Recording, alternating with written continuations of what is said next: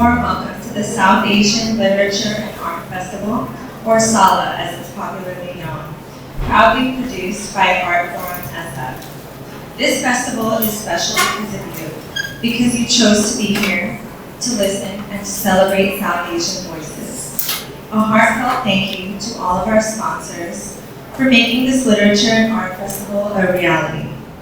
This dedication to supporting writers, artists, and the exchange of ideas keeps creativity alive in our community.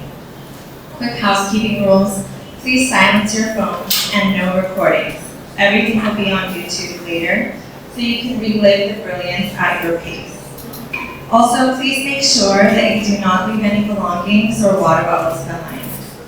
There will be a 15-minute Q&A after the session, followed by a book signing by the authors in Florence Moore Courtyard by the bookstore. And lastly, as a volunteer-run organization, we at SALA are deeply grateful to all of our volunteers, without whose support none of this would be possible.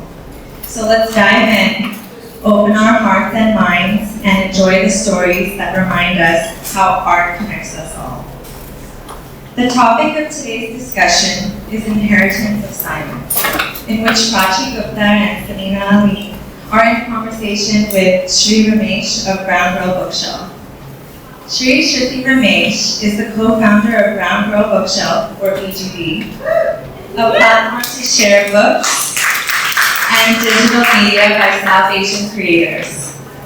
Founded in 2020, Brown Girl Bookshelf is a community of over 40,000 united by a shared love for South Asian literature. Through their newsletters, social media, and community events, BGB has created a space for conversations around the breadth of South Asian storytelling. You can follow them on Instagram or TikTok at Brown Girl Bookshelf, or sign up for their Substack. And with that, let's welcome our panelists on stage.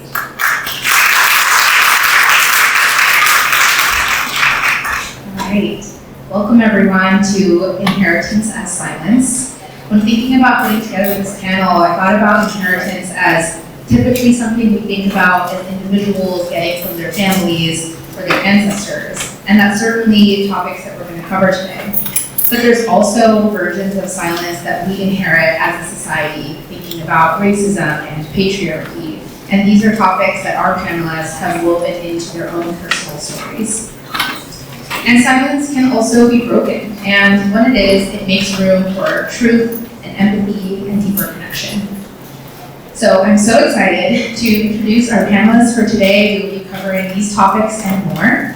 Our first panelist, PRACHI Gupta, is an award-winning journalist and author whose debut memoir, They Called Us Exceptional, was longlisted for the PEN Open Book Award and named one of the best books of 2023 by Amazon, Audible, and Goodreads. PRACHI's memoir is written as a letter to her mother in the wake of the death of PRACHI's brother, Yash. What follows is a probing, heart-wrenching examination of how American assimilation myths, stigma against mental illness, patriarchy, and white supremacy tore apart their once tight-knit family. PRACHI's reporting has appeared in the Best American Magazine Writing of 2021, and she won a Writers Guild Award for her essay, Stories About My Brother. That's actually the first essay I read of PRACHI's, and I was obsessed with her from before I even started Brown Girl Bookshelf. She also has bylines at Jezebel, The Atlantic, The Washington Post Magazine, Marie Claire, and most recently her Substack, which you can also sign up for. We have a sign-up form here.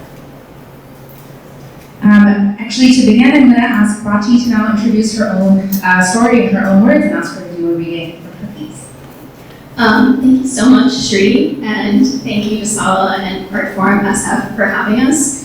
Thank you all for being here. This is an incredible crowd. I actually wish I could take a photo right now of all of you in the audience. So I'm just going to read a page and a half from the introduction of my memoir, They Called Us Exceptional. And as Shri mentioned, this is written as a letter to my mom, and in the introduction, I'm addressing her and explaining to her why I felt that I had to write our story. I had planned to write my story as a novel. I wanted to mask our identities, but preserve the message, to challenge the powerful binaries about success, identity, and culture that defined my life without hurting you and Papa. But after everything that has happened to us, fictionalizing our lives felt like an act of cowardice. To turn what was true into what could be turned us into a parable, erasing real people who struggled with real issues. To portray the truth as hypothetical felt like another way to participate in the lie that had ruined our lives, bending toward the myth of exceptionalism ever so slightly. According to the story that I had used to make sense of the world, none of what was happening to you and me was possible. Worse, when I did try to talk about the incongruencies at home, my experiences were rewritten to conform to the myth that everyone else used to make sense of us. My problems remained invisible, and the conclusion I drew was that something was deeply, profoundly wrong with me. It's been tiring and a little humiliating to always contend with this myth, and I'm talking about the model minority myth here, to again and again compare my real life to a stereotype about who I'm supposed to be, and to try to understand who I am by wrestling with the dissonance between this pervasive story and how that story makes me feel. Even I judge myself for invoking it, rolling my eyes for reducing myself to some essentialist, universalizing experience that reflects nobody's actual truth. I think often of Gayatri Chakraborty's Spivak's essay, Can the Subaltern Speak?, in which she shows how women's voices in colonial India were appropriated by both the British colonizers and Indian men in power during the struggle for control. Spivak's observations are about oppressed women who have been erased from history entirely, but her insights helped me find a way to articulate my own story and separate it from the myth about who I supposedly am. The British justified colonizing India by drawing attention to the burning sati, the esoteric Hindu practice of widow self-immolation. Although Europeans had hunted witches and burned the accused alive at the stake, the British used the ritual to cast brown men as barbarians, from whom brown women needed saving.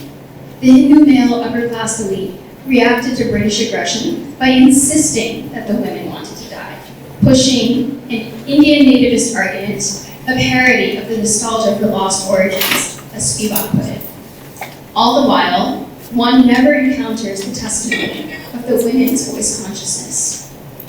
Even when women in colonial India spoke or acted, their words and actions were reinterpreted through the stories of those in power. An Indian woman's act of political protest was rewritten as hysteria, her sense of duty perceived as desire. In this construct, an Indian woman's feelings and expressions were never her own. She experienced her womanhood as pathology. I realized I had struggled to articulate my own story because when I spoke, my words took on meanings I did not intend. My speech was trapped behind two dueling narratives that claimed to speak for me. The problems between you and me began when I started trying to create context around things that were meant to be forgotten. Our problems began when I started searching for a way to explain everything that felt so inexplicable. Our problems began when I was expected to shrink myself, as you had been forced to do, but instead I insisted on expanding.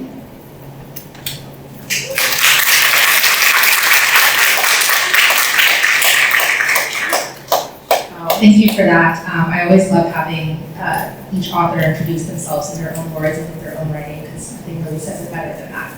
So with that, I would love to introduce our next panelist, Samina Ali, an award-winning author and activist. Samina's debut novel, Madras on Rainy Days, won multiple awards and was a finalist for the PEN Hemingway Award.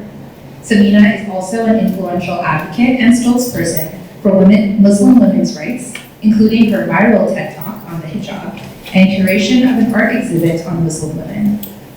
Her memoir, Pieces You'll Never Get Back, recounts her experience with undiagnosed preeclampsia during her first pregnancy, an ordeal that left her in a coma with massive brain damage.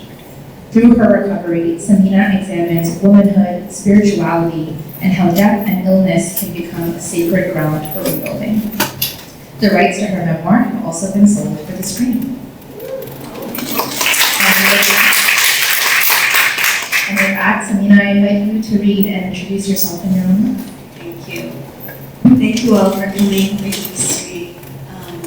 So my novel, Madras in 80 Days, came out more than 20 years ago. And the reason for this gap is, like you were saying, I was 29 years old when I was pregnant with my first son. And I was a patient at UCSF, what was called then UCSF Stanford Healthcare up in San Francisco. So I was at one of the best hospitals in the nation.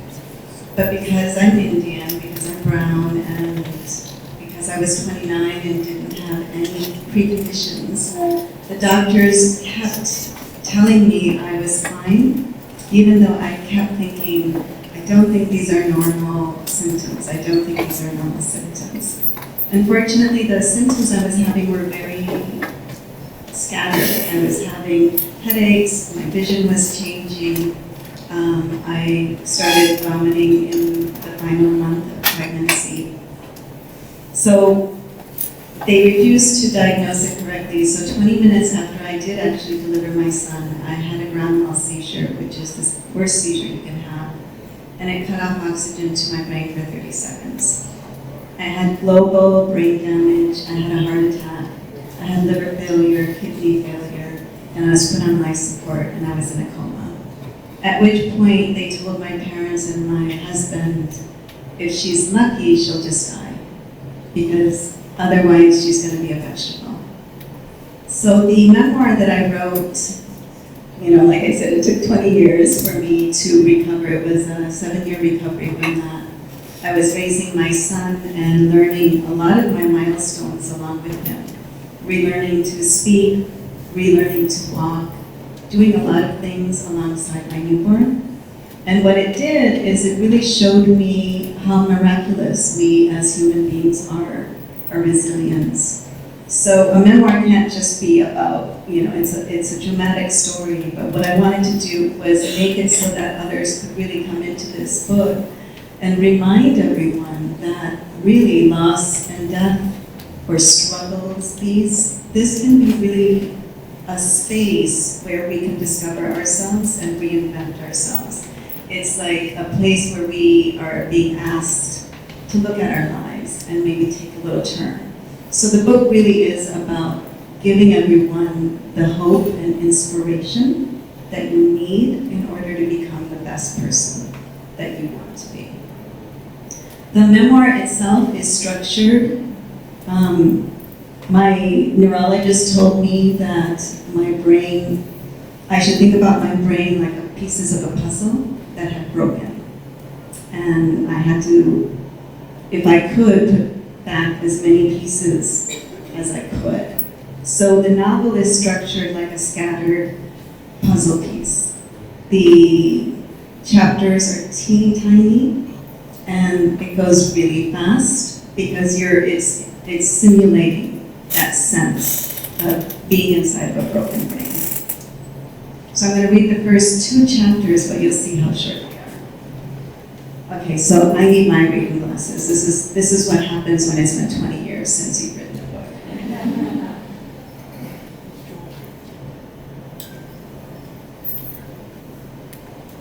Chapter 1. Some part of me knew I was sick right from the start, months before the symptoms appeared. Not that the symptoms appearing changed anything. Even then, even when the signs were obvious, no one did anything to help me. Chapter 2.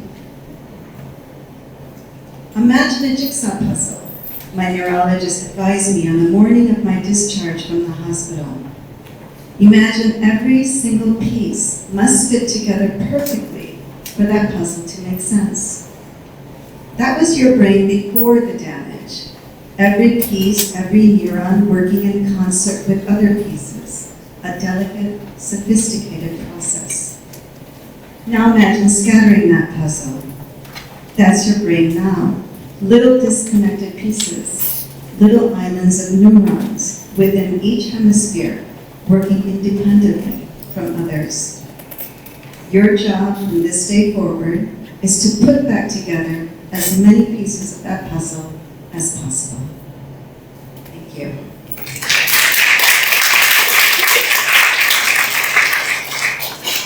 Thank you both so much for that introduction.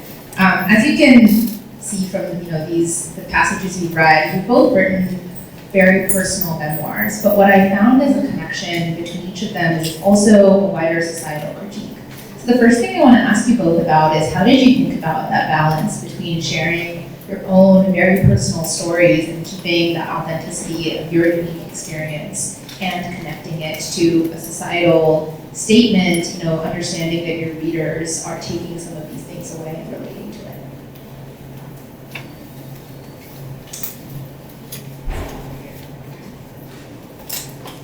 Okay.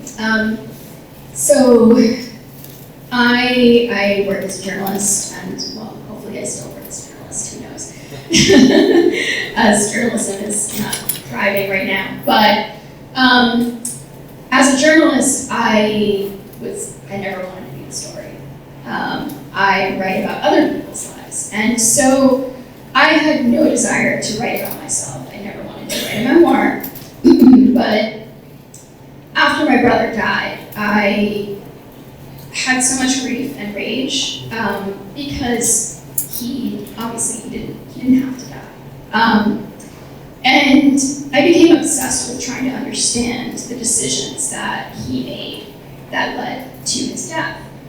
And I was sort of plagued by the question of how far back would we have had to go as a family to have altered the outcome, to have changed what happened. And what I realized was that, the decisions that he made were entirely his own, but as a family and the messages that he was getting, not just from us, but from society and the pressures that he dealt with, were written into history in a way.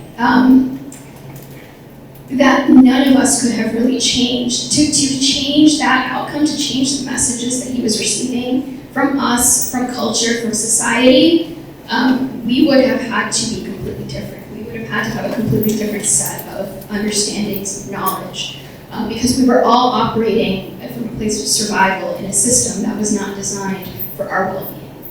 And we did not realize that. And so in his death, I felt that the way to not just honor his legacy in my memory of him, but also I felt this sense of urgency, because what he was struggling with in terms of his mental health, in terms of his masculinity, and understanding his place as a man, as my brother, as a son, was not something that he was struggling with alone. It was something that all of us, all of our families are experiencing. And we're experiencing it in isolation because no one's talking about it, because there's so much shame, there's a lot of stigma, and there are also not really any resources for people in our position. So I realized that I couldn't wait for the research to come out, for these studies to be done. I had to tell our story now. And I felt that I had a particular vantage point that would help me tell this story as both a journalist, where I had seen, I was covering the 2016 election for Cosmo, and I saw how facts didn't really seem to matter. Facts didn't really seem to sway people's opinion. It was stories. It was personal stories. And so, we hear about the statistics. We can hear the arguments for why, the model minority myth can be damaging. I think a lot of people in this room are probably familiar with that particular racial stereotype and understand, at least on an academic level, why it can be harming. But that doesn't necessarily translate to us in our communities divesting from that myth, because for a lot of, at least for my family, it was also how we got ahead. It was also how we were stable in this country. And so I wanted to really shatter that idea, that myth, and show that there's a hidden price that we pay when we buy into that and we treat success as the end-all be-all. We learn how to hide all of these other things that are bothering us. And not just does that disconnect us from the people we love, but it ultimately disconnects us from knowing our true selves. So I wrote this book with that in mind. It was both my personal story, but it was through the lens of my family to help other families begin to have these conversations that we don't really have a language for yet, that isn't really studied, that isn't really something that most of us know how to talk about. So I wanted to write something that would help people address that within their own lives and talk about it in a way that didn't feel threatening and that came from a place of compassion.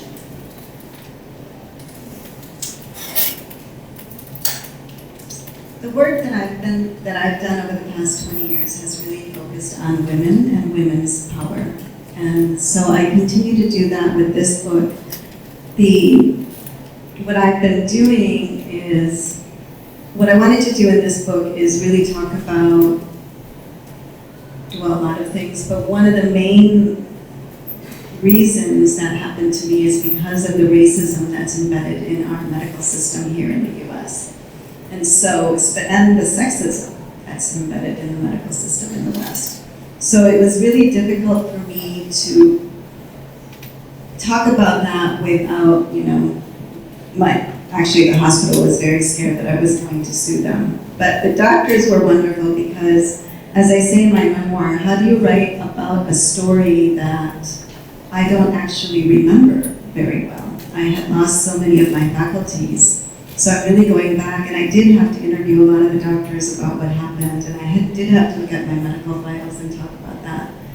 But one of the things that I also had to be very careful of is that my son would eventually read the book, and I didn't want him to have I didn't want to really write about my marriage and what was happening in my marriage, and my marriage fell apart because it was a 7-year recovery. And so I didn't want my son to actually read about that. But what I've learned is, for the past couple months, it's been wonderful to actually work with a producer down in LA, just because now that they are making this into a TV series, they are bringing in all of the different voices, and they are going to bring in my son's father's voice and his point of view. They're going to bring in my mother's point of view. They're going to bring in everyone's point of view, and that's actually been really liberating and cathartic in a way that even writing the book wasn't, because it feels like everyone is going to get their points across. But it's also been really interesting because I'm bumping up against the kind of stereotypes even Hollywood has about Indians. So it's been interesting to work with that and try to figure out ways of saying, well, no, actually, we can't really show that, because that would be perpetuating stereotypes that, all the work that I've done in my life has been trying to undermine those stereotypes. So I'm hoping that everything that ends up there will be, a more realistic version of the Indian community. And that's what I'm hoping that this book does too. I don't focus in this memoir like I did with my novel on being Indian. In this book, I purposely just focused on being a woman, an American woman, because I want the narratives in the US to start thinking about the Indian community as just part of the American community. We shouldn't be hyphenated, oh, you're Indian American, you're Pakistani American. We should just be American. And so that was one of the reasons why I purposely didn't talk about that aspect. Thank you. And both of you have already touched on this, so I want to just jump into talking more about how these systems of silence, racism, and patriarchy, how they show up uniquely in both of your books. Because you each have different people who you're having to push against. In Samina, your case, often doctors, it's relatives, part of this entire picture, to really reclaim your own truth and your own voice. So to kind of jump into that more, Samina, I'm actually going to start with you again.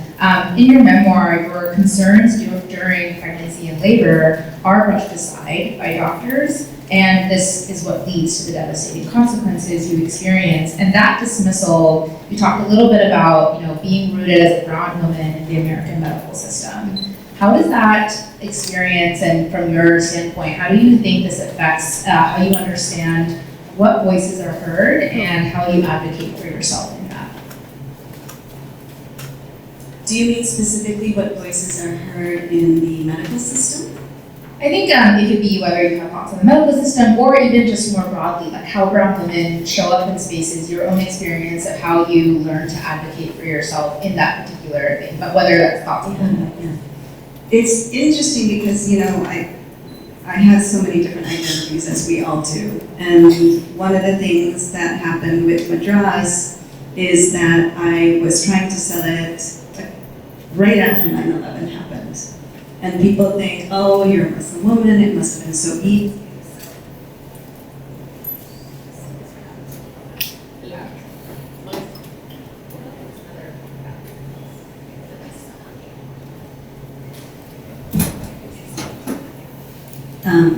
People thought it would be very easy to sell the book at the time, but it wasn't, because the publishing world is a new work, and there was a lot of trauma. And people wanted, the publishers who were acquiring books that really kept saying that Muslim women were victims, that Muslim men were terrorists, and my book doesn't do that. It actually is a book that is entirely set in India, and the main protagonist finds her power. She finds her agency in India. So I had editors ask me if I would be willing to change that and to show that in India that women don't have any power and that all their power is in America.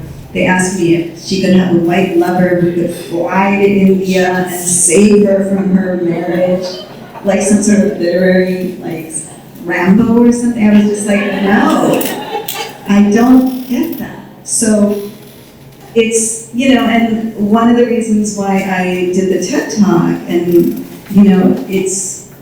I didn't think that it would go as viral as it did. It's got close to 9 million views, and I still get lots and lots of people who write to me. And it was because I was just so fed up with everyone saying that all Muslim women cover, all Muslim women cover. And that message was coming out both from the fundamentalist Muslims and from liberal Americans. And so it was a very weird kind of audience that were saying that, and I just got so fed up, and I went out and I did a TED Talk, and I was like, we need to stop this now, period. I think, however, that when you are out there on the front lines talking about these things, it's really difficult. And we were talking about this last night, about how much easier our careers would be if we just kind of went out and gave everyone the stereotype, because then we would be, bestsellers, we would be out there, and it is amazing the kind of pressure that's there, that exists, to keep promoting and regurgitating stereotypes. But we just have to keep telling the various truths of our lived experience. And you've got to find, and the audience is there. That's what I'm finding. I'm finding that there's been a great change since my first book and my second book, where people are definitely moving beyond and asking more complicated questions and hoping for more complicated realities.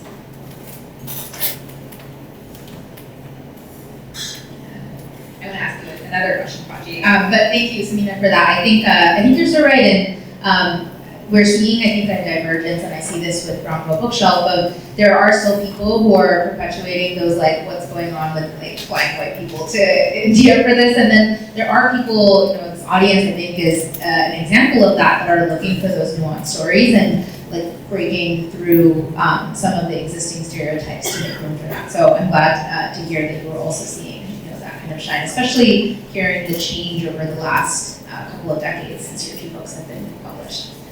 Prachi, for you, I want to talk a little bit about this model minority. You talked about it a little bit, but this myth, I think, is also framed as a compliment, right? Asian Americans are successful and they're trustworthy and high achieving, and that is actually a myth that becomes a chokehold in your house, because it becomes something that you and your brother have to conform to, such that it determines what you suppress about the truth of what's happening in your home and the kind of persona of your family that you exemplify in public. And so, you write, I think what was really fascinating thing you wrote was how your father undermined your sense of reality comparatively in a very similar way to what you learn in white America as undermining your reality.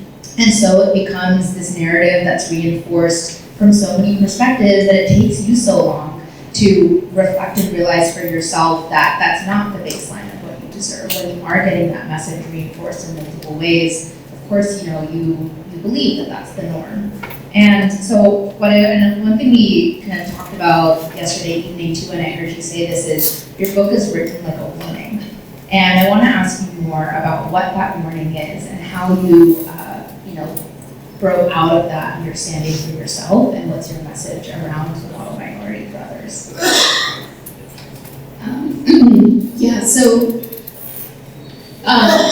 I was having a conversation recently with a Stanford psychologist Dr. Shri who is the co-founder of the South Asian Health Clinic there. I forget the exact title of the center dedicated to South Asian mental health.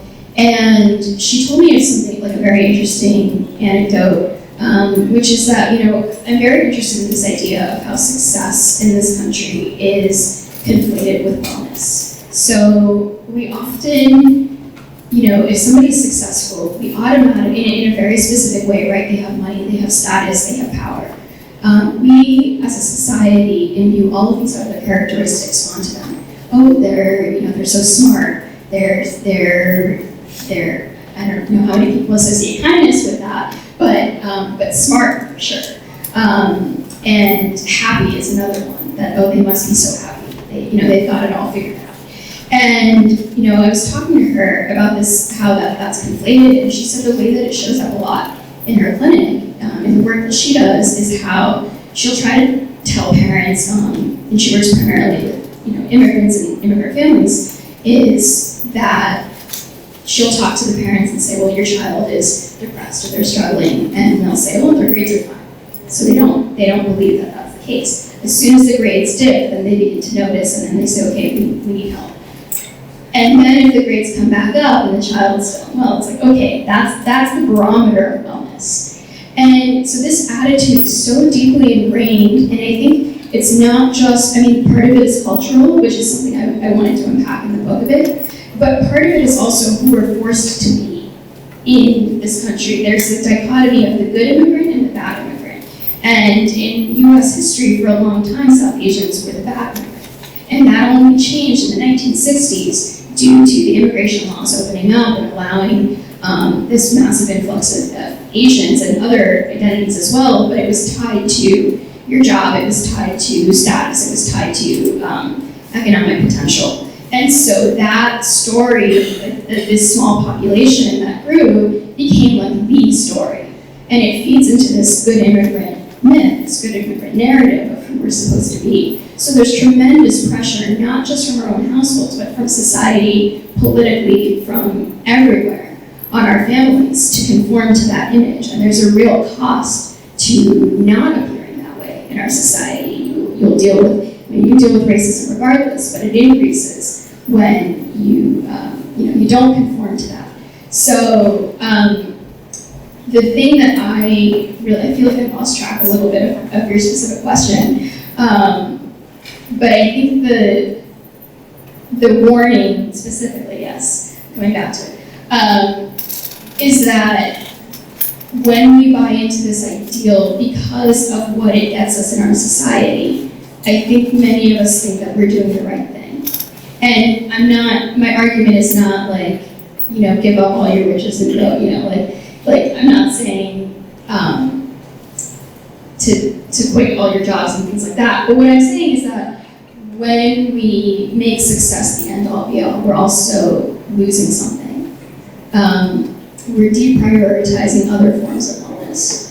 And the book is a warning because I wanted to show people what's underneath all of that and what's waiting on that path if they go on with blinders and ignore all of these other signs. And it includes, mental health, our emotional regulation, our ability to love ourselves and the people that we care about. So it's ultimately a warning about the trappings of success and this desire to project the right image over embracing an identity that you inhabit on your own, and that's not an easy thing to do when we're told who we're supposed to be before we get a chance to understand who we want to be.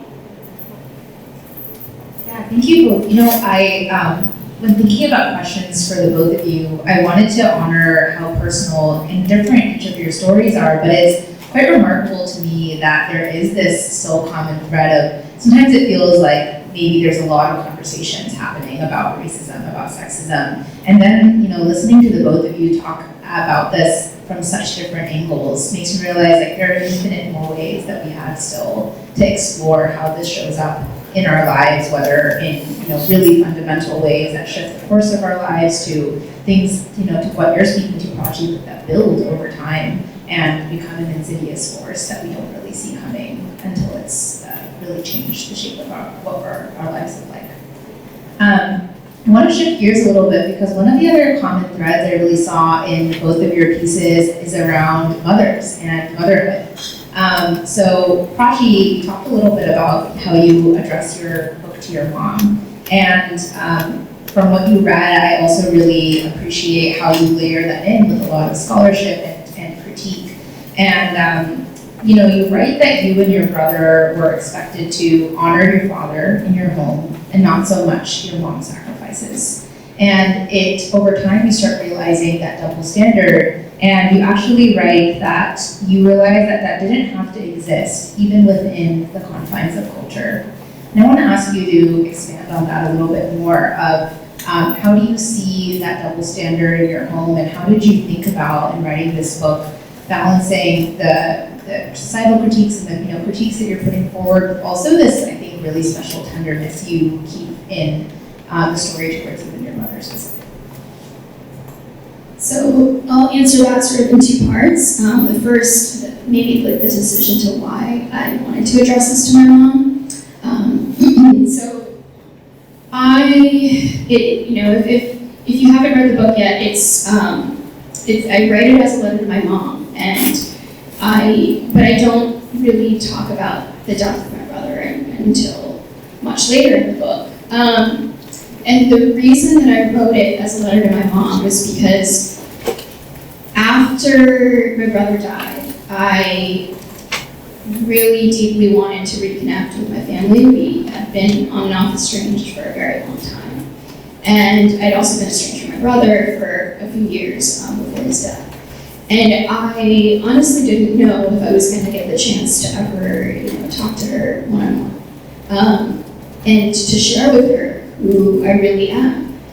Because there was a story that had been created about who I am that was sort of the narrative within the family. And I wanted a chance to speak for myself and reach out to her as the woman who I am today. And so it came from this really deeply personal place of, this might be my only shot.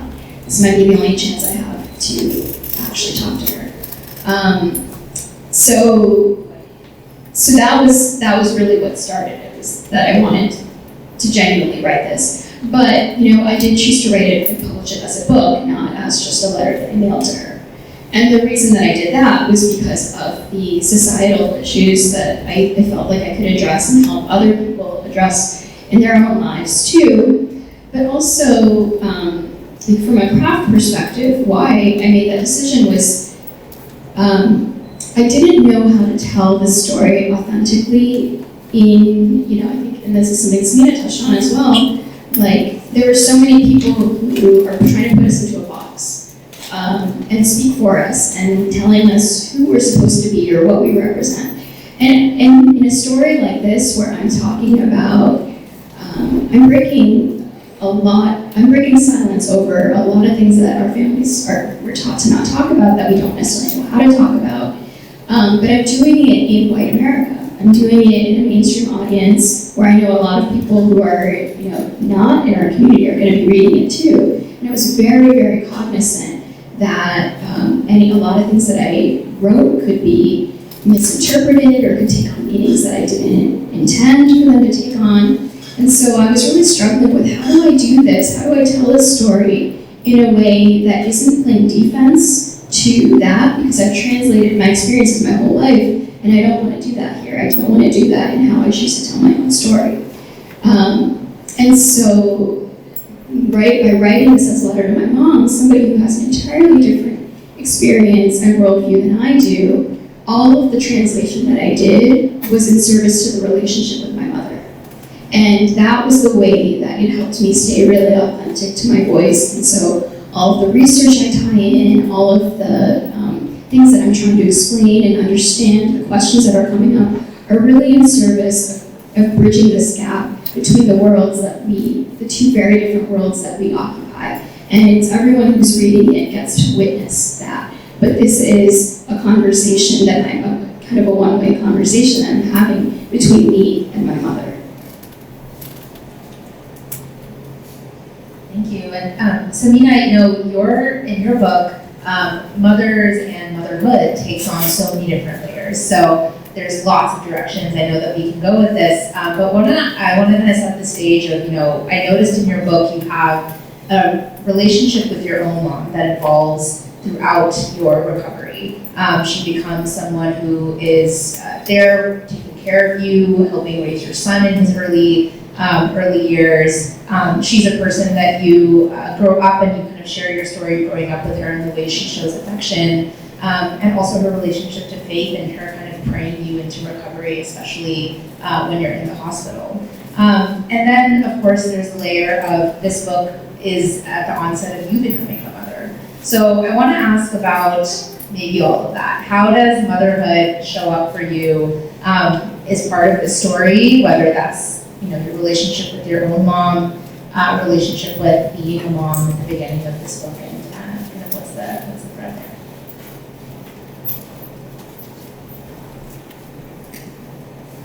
I think it's working. It's interesting because, because we're Indian immigrants, my parents didn't want me to become a writer, of course. So they were hoping that I would go into business. They had a son who actually went to medical school, so they were very happy about that. And they were hoping that I would go into business school. And I remember, I tell this story a lot because I think it will resonate. I remember my mom coming and visiting me in San Francisco after my book came out. And it just so happened by coincidence that I was on national NPR, and so I was able to turn the radio on. So she listened to the radio and she listened to my interview. And then that same month I was in Vogue magazine. So I showed her that I'm in Vogue. And so I'm showing her all of these things, and she says, your dad and I have talked, and now that this thing is out of your system, we're going to pay for you to go to medical school. So everything that had happened was just a hobby that I should sort of, okay, good. I'm glad you did it. Let's just put it behind us now. So they're still not pleased that I'm not going to medical school.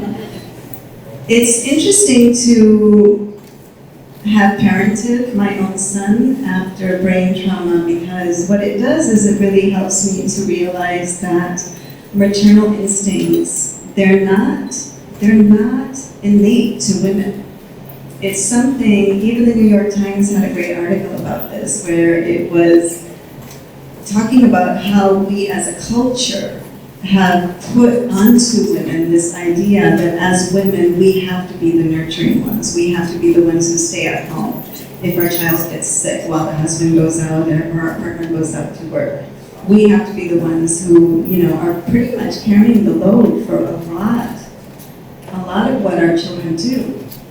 And when my son was born, at first I didn't even remember that I had given birth. And so I went from a place where I had no memory of him to, as my brain was developing, I then started to feel very competitive because my mom had to move in and help care for him while I was rehabilitating. And I remember if she was in the other room and I could hear her taking care of him and he was cooing and she's nursing him and changing his diaper, but I needed my medicine or I needed to use the restroom and she needed to help me, and she would say, I'll be there in a minute, I'm just taking care of him. I would feel this incredible rage rise up in me. And so I went from a place of not knowing my son to feeling competitive with my son because I was on survival instinct. But then eventually got to a place where, you know, when he was first learning to walk, I could really identify what he was going through. I knew what he was going through in a way that many of us forget, right? We forget to look around, we forget a lot of the things that we have learned over the years, whether it's speaking fluently, whether it's walking fluently, being able to walk and speak, being able to think. All of those things that we take for granted had been stripped away from me. So I could really identify. So every time he would try to walk and he'd fall, I never lost patience. And those are the things that, you know, I'm hoping that all of us remember too, that so often when we try to do something new and we fail a couple times, we give up. And it was a great reminder of what would have happened if we just kind of gave up. Oh, I tried walking a couple times, it didn't happen. You know, toddlers don't think that way. They're back up, and they're back up. And that's what we've got to do. You know, we got to keep trying and we got to keep pushing forward. And so it really is a reminder of those instincts that are innate in us. So I think that maternal instinct for me is how we care for ourselves. And we have to continue to care for ourselves. And our well-being arises from that. Thank you both so much. There's so much I want to unpack still with that, but I know that I also want to make sure you have time for audience questions.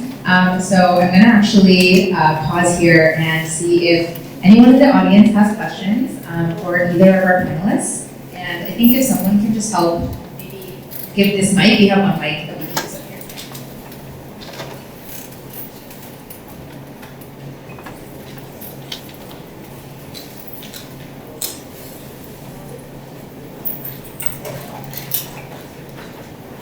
Thank you so much. This was really, really insightful. I had a question about, I feel like I've been noticing kind of a shift where there's almost like seems to be anger towards Indian people because of the model minority, or like there's like anger that we're doing too well almost and like need to be like pushed down because it's like we were supposed to reach a certain level so that we could be accepted, but then like there's never really a place that we could go where we're actually accepted because then it's too much. I was just wondering if you could kind of speak on that, or if you guys have any thoughts about that.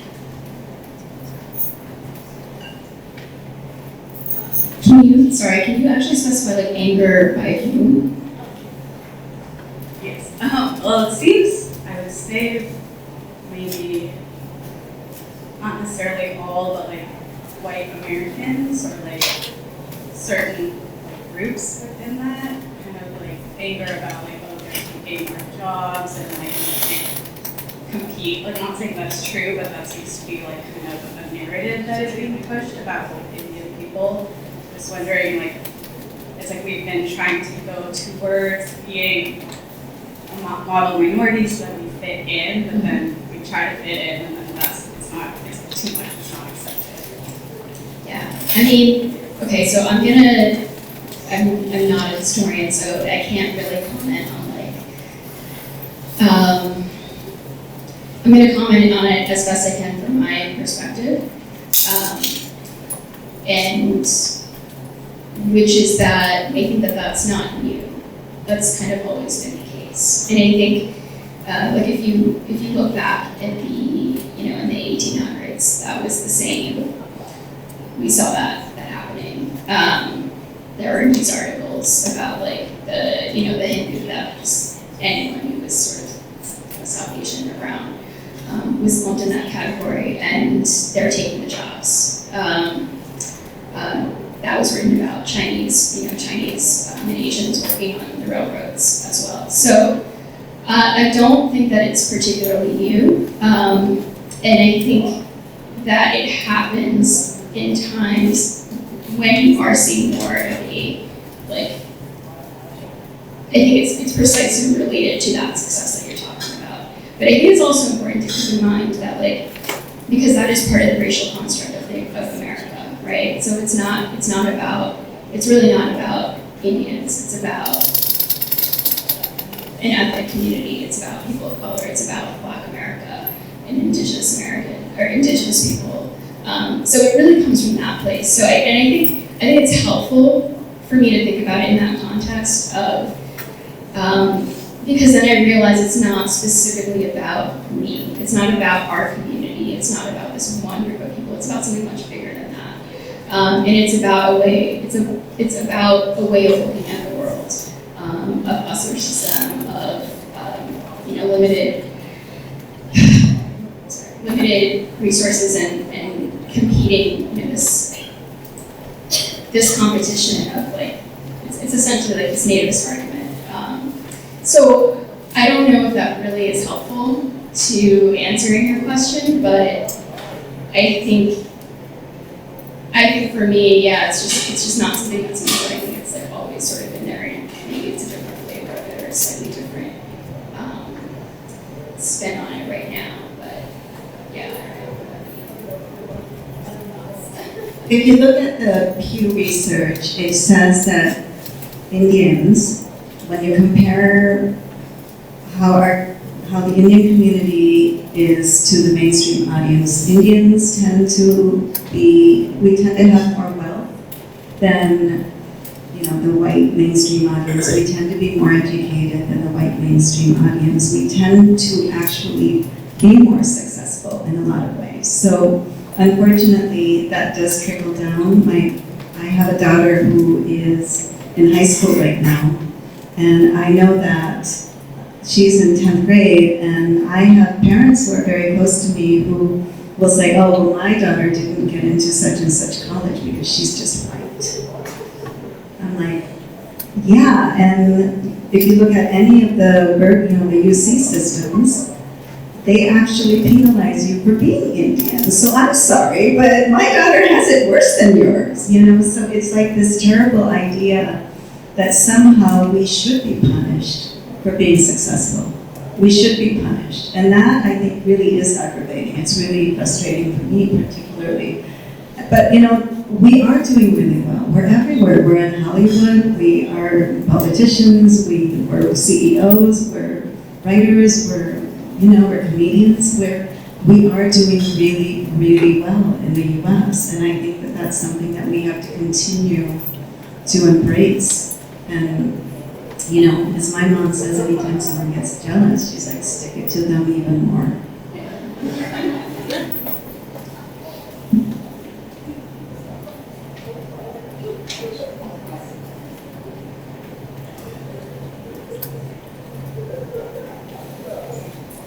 Hi, thank you both so much. My question is, I'm sure that when writing these very personal stories, through just the process of writing, you discovered so much about yourself you didn't know, and reflected on memories and times in your life that you may have not, in a completely different way than actually living through them. So I wanted to know what lessons or perspectives you gained only after completing your book that you didn't have prior to writing it. Yeah, I love that question. So for me, as I said, I never really wanted to write memoir. I never wanted to write about myself or my family.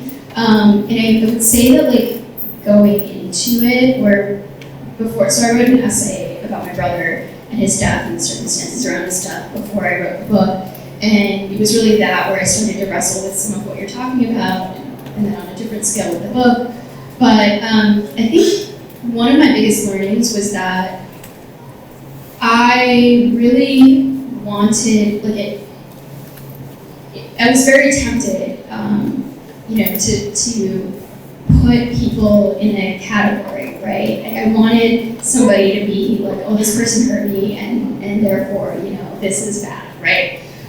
In the process of writing the book, I completely lost that perspective entirely. There was no more good and bad. There was no more really right and wrong. And that sounds like a weird thing to say, but I think what I learned was,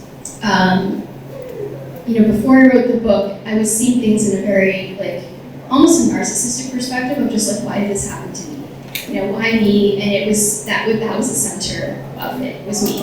And when I wrote the book, I had to think about everybody else and what happened to them. that led them to be in this situation and that led to the actions that they took that maybe they thought they were doing the best thing, or and why is that? And that is actually more interesting of a question too.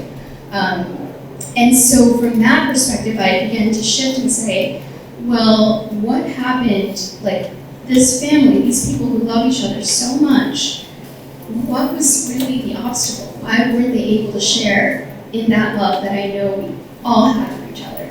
And so that was not just the more interesting question, but it's I think also the more fair question. It was more accurate to ask that. And then that led me down this path of really seeing, maybe for the first time, certain people in my life or in my family, really trying to understand them on their own terms, rather than as who they needed to be for me to feel better about my life or what happened to me.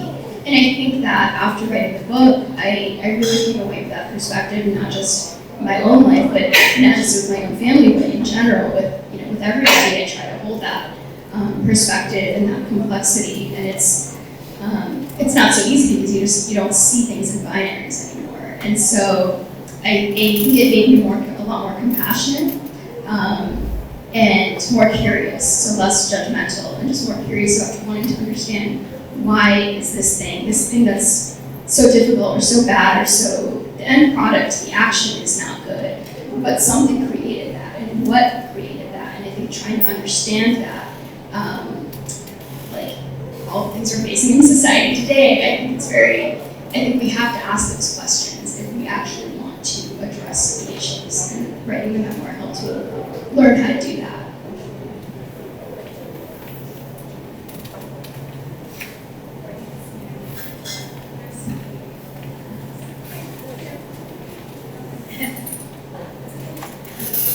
Thank you both all for amazing talk. I think there's so many undercurrents of topics like flowing in our society, in our cultures, silence, treatment of women. And I'm from the first generation immigrant, so having to see the second generation go through similar challenges, but first we had to succeed. We had to be the better ones, to be better. So I see some of that, but what I feel very strongly now, where we failed as first generation parents, that we actually did promote a double standard in raising our own children. Girls were not going out in the evening, we didn't allow them dating, boys were allowed to go out. There were so many double standards flowing in the current at that time during 70s, and it caused a whole different scenarios where girls discovered themselves when they went to colleges, and yet we don't address that. The mental issues around that, the emotional issues, the societal issues. We brought all these value systems from our mother countries, and we perpetuated them. We created them, and we perpetuated them. So I know that I take some time ownership and saying, why do we still not see that we are promoting double standards still? And as mothers, as children, how do you see that affecting your memoirs and your life journey?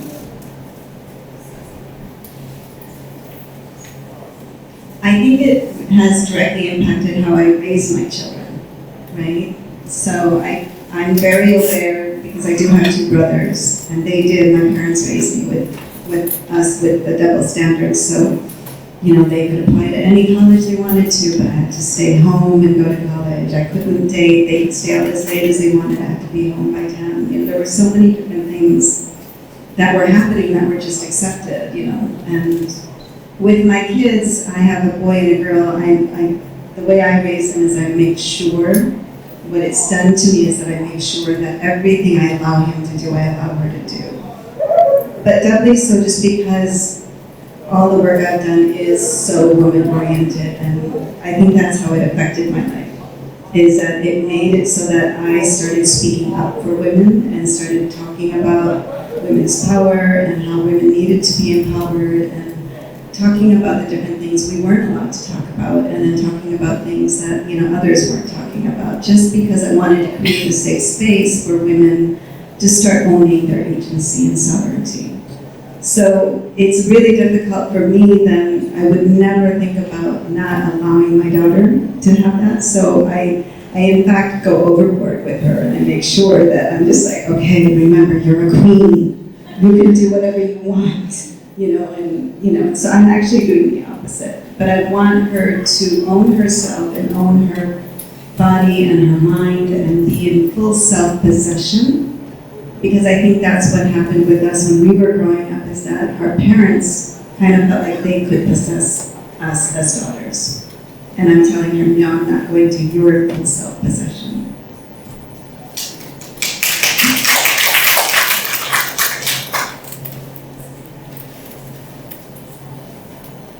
Right, I think we're wrapping up for time for today. I want to say thank you, Prachi and Samina, for being in conversation with me today, for sharing such deep, personal, vulnerable stories about yourselves that help us all learn as a community and as a society and a world about these issues. Thank you so much for your brilliant writing and for this conversation. So thank you everyone also for attending today's session.